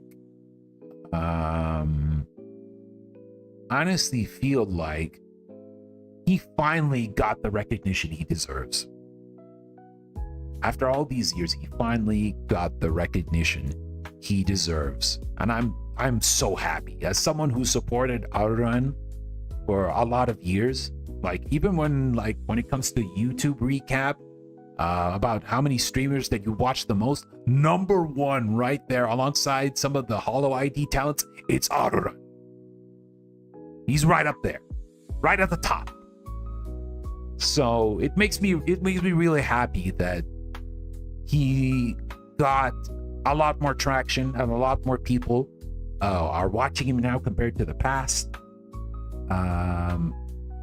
Yeah, so he is a real example of someone who puts his nose to the grindstone when it comes to content making and doesn't give up.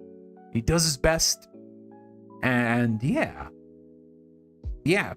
it might not be like the massive views that like Hololive Japan does, but it's still a lot better than it was in the past. And now he has made so many great connections. And even now in VCR Rust, right? In Rust, he's building so many new connections. He built so many new connections, right? So it's just nice to see. It's just honestly nice to see. Have you actually seen his live 3D performance with Matsuri Fubuki and Oga? Yes, I did. It was last year, not last year, it's the year before. Before the new year. For the new year, they managed to have like a crossover performances between Holostars and Hololive. So yeah, I did watch that performance. It was really good. It was Daddy Daddy Do. Very good song that he used. Also, Shitsuren, congratulations on getting married. Congratulations.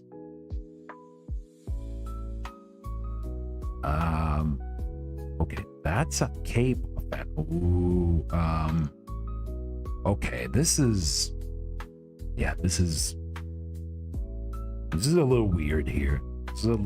That's a K-pop fan. What does K-pop have to do with anything, my friend? What does K-pop have to do with anything? I am so sorry. Okay, no, don't worry. I trust you. Yeah. But reminder, guys, when it comes to Zatsudans, and when it comes to their chat, please don't be random for the sake of being random, right? When the topic is at hand, please be on topic. I would appreciate it if you would be on topic and not be a little bit weird. Like the questions about Holostars, that's perfectly fine. I don't mind that. That's good. Because I was talking about VTuber stuff anyway. But yeah. Yeah, please do that. Maybe I should add that in the rules as well. Yeah. Maybe I should add that in the rules. I should keep that in mind. But good experience though. But yeah. So as I was saying, yeah, Autorun is a good example of like being hardworking and just doing their best despite being in a brand that, well, being in a brand that is not mainstream. I'll say that. It's not mainstream. Yeah, it's not very mainstream, unfortunately. It's not very mainstream, but you know, Holostars, they've been grinding, they've been doing their best, and I'm so happy that this year they are going to have their concert, because last year they didn't have a concert. This year they're going to have a concert, and I am super excited for it. It's the first time that Uproar manages to perform as well, so perform in a live. So yeah, I'm excited, and it's on the day of Hanasaki Miyabi's debut. I may or may not fanboy a little bit on Twitter, just like I did with Fifth Fest, but we'll have to wait and see. All right, so again, back to the schedule. What did I mention? We mentioned that we're going to be playing Shantae and the Seven Sirens, Guilty Gear Strive, Wow Wow Wow Korone Box, Buckshot Roulette. What else? What else? Oh yeah, and Days with Ollie. Yeah, those are some of the games that we're going to try out. I'm still trying to think of a subject for Insight, because we managed to have like 6 episodes of Insight so far, and I want to go a little bit different with each one. But yeah, I'm trying to think of something. One potential topic that I may go for is probably Batman the Animated Series. Maybe I may talk about that. Talk about what I like about it. Talk about like the characters, the character portrayals, and probably some of my favorite episodes. Maybe that would be pretty good. Because I didn't talk about an American animation before. So maybe we could do that. Maybe the next Insight episode would be about the original 65 episode run of Batman the Animated Series. I'll think about that a little bit. But yeah, hopefully things will work out for this week. So please look forward to it, everybody. But yeah, anyway, let's see. Is there anything else? You guys want to talk about? Before, like, I try to end the stream? And like any kind of topic we can talk about, as long as it's within the rules. Yes. As long as it's within the rules, and yeah. Have you watched any other Batman shows like The Batman Beyond, or Batman the Brave and the Bold? I did not watch The Batman. I did watch Batman Beyond, and I did watch the entirety of The Brave and the Bold, and I love The Brave and the Bold. I love Batman the Brave and the Bold because it's fun. It has that cheesiness of old school Batman, but I love Brave and the Bold. Like the interpretation of Aquaman is the best in media. No one would tell me otherwise. Aquaman in Batman the Brave and the Bold is the best Aquaman in media ever. Yes. I will stand by that statement.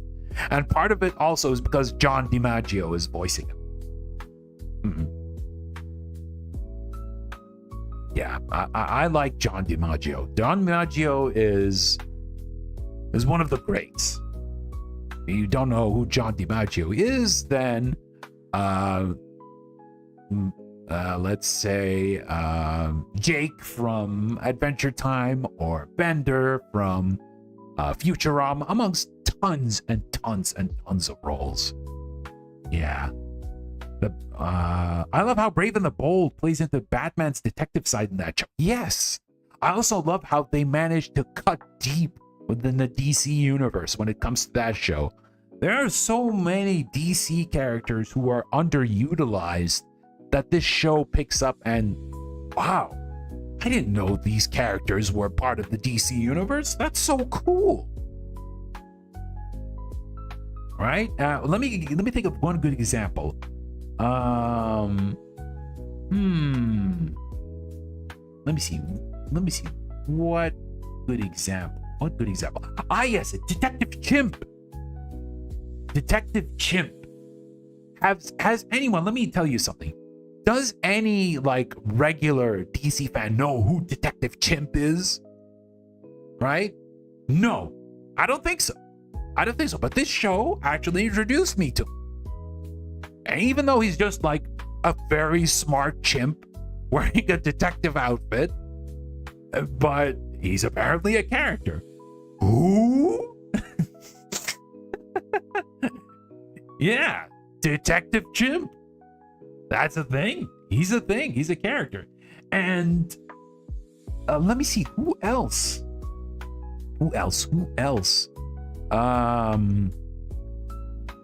There was another character.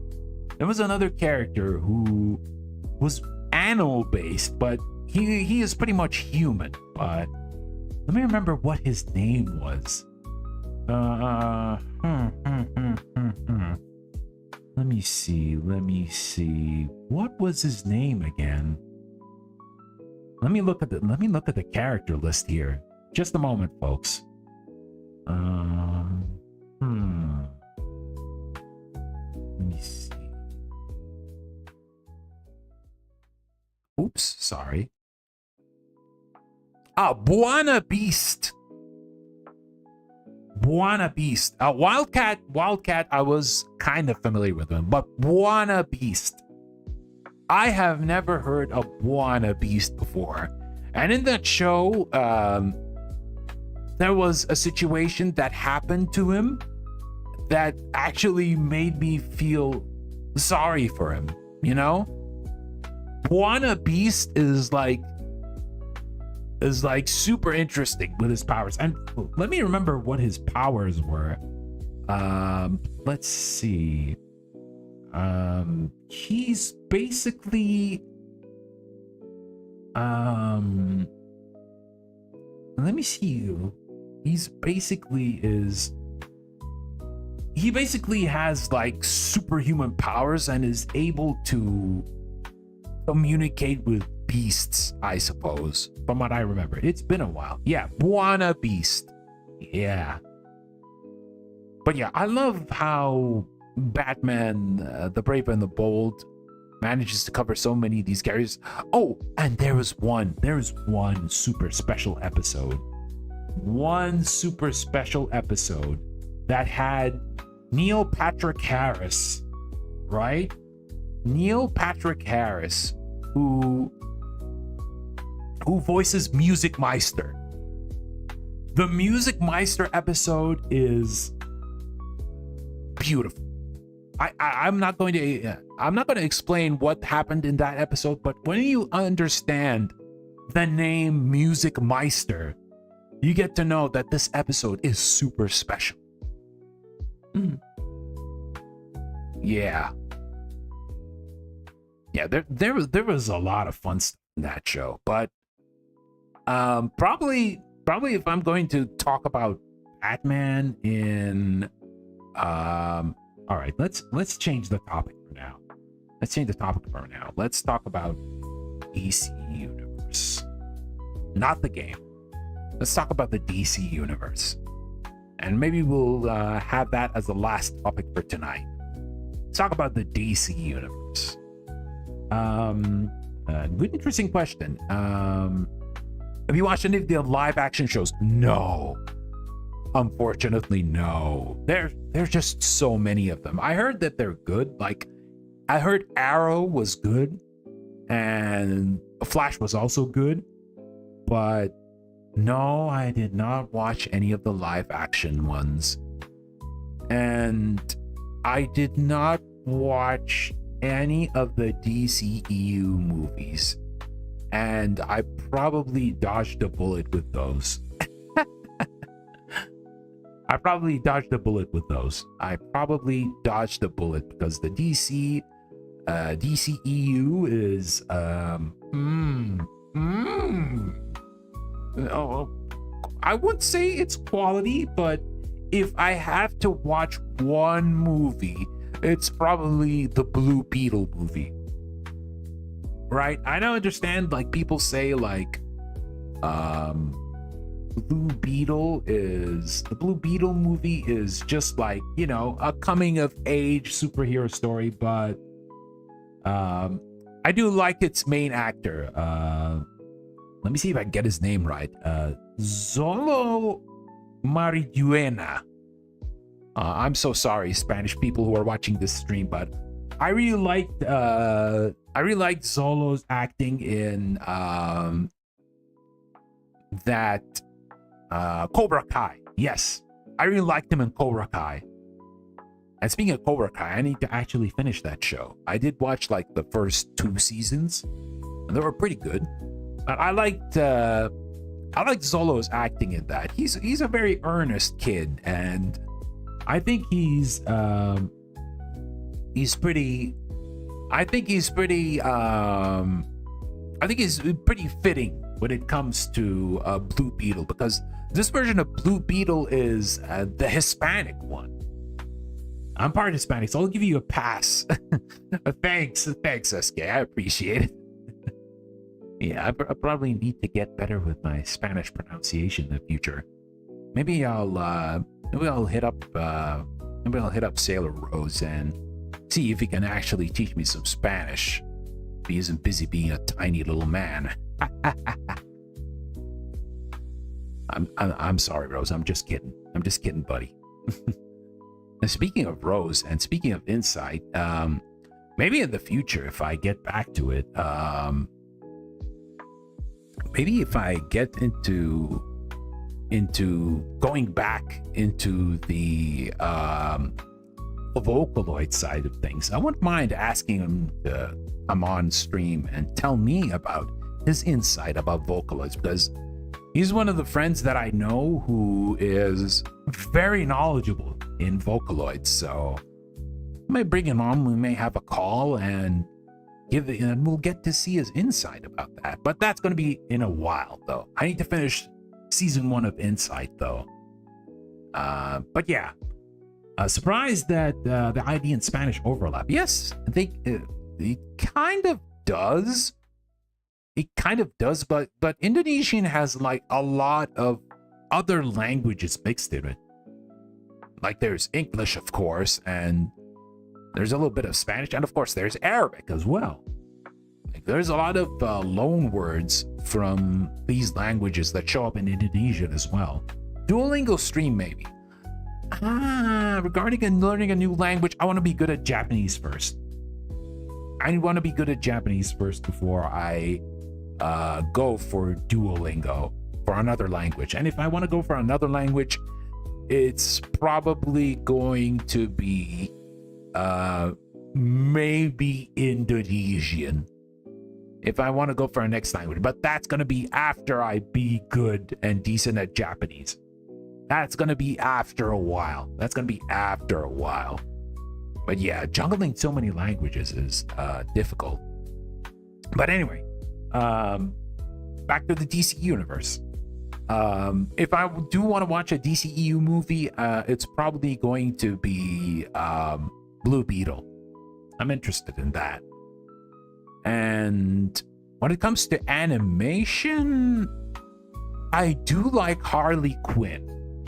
I did watch season 1, season 2, and a chunk of season 3. I need to finish that. I keep forgetting. And while it's a little bit raunchy, but I do think it's fun. Like, it's very unhinged. It's kind of an unhinged take on the DC universe, or rather the Batman mythos.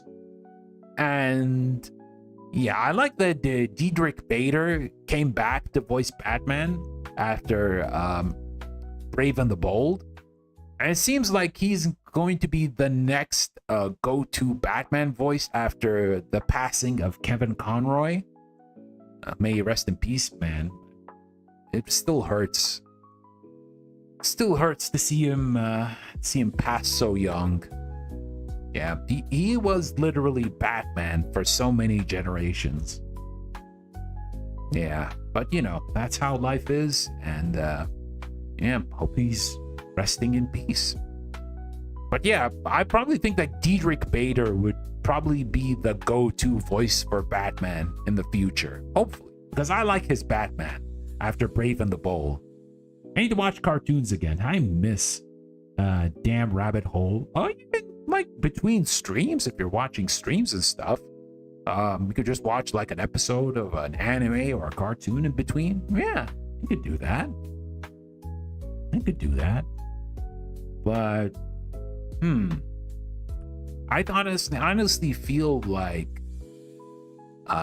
still the animated series still do a lot better than the live action, the recent live action offerings that they have in the market. I do want to watch the Batman movie that stars what's his name again? He was in Twilight. I honestly forgot his name again. Robert Pattinson. Robert Pattinson. Pattinson or Pattison? I got his name wrong. I can't English, guys. I can't English. Robert Pattinson. Yeah. I want to watch that, and I'm surprised that there's going to be a spin-off of that with the Penguin. I don't know, was the Penguin really cool in that movie? I don't know. I'll probably find a time in order to watch that movie before the next one comes in. Oh yeah. Speaking about the movies, Joker. Everyone just talks about, oh no, Joker is about the memes and stuff, but Joaquin Phoenix was so good in that movie. He was so good in that movie, and I can't wait for the sequel, which is now a musical and has Lady Gaga. Okay, sure. As long as the writing is as good as the first movie, I'd be down for that. Yeah, sure. I mean, if you're gonna make it a musical, having Lady Gaga there is pretty appropriate, not gonna lie. Remember when we could watch cartoons at school, after school and Saturday morning free without cable? Those were the old days. Well, time flies fast. Now we have subscription services like Netflix and Disney Plus and HBO Max and Paramount Plus and Crunchyroll and so many subscriptions, bro. Why? How many subscriptions can I pay in order to watch like the newest season of Konosuba or like the latest season of I don't know, Squid Game? I miss the 4Kids era. Oh boy, the 4Kids era. Those were some times. Those were some very weird times. Anyway, I think we went for around 2 hours and a half. That was a lot longer than I expected. And we went through a lot of tangents, but it was pretty fun. It was pretty fun just not playing a game and just like directly talking to you guys, right? It feels fun. It feels enjoyable. It feels relaxing. Just sitting there, not holding a pad and just, talking straight to you guys. This is pretty fun. But yeah, thank you everyone for coming either live or via the archives.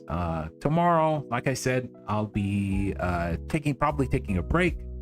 And then on Monday, hopefully, the game will be out and we'll be trying out Days with Ollie. Schedule will also be posted tomorrow as well.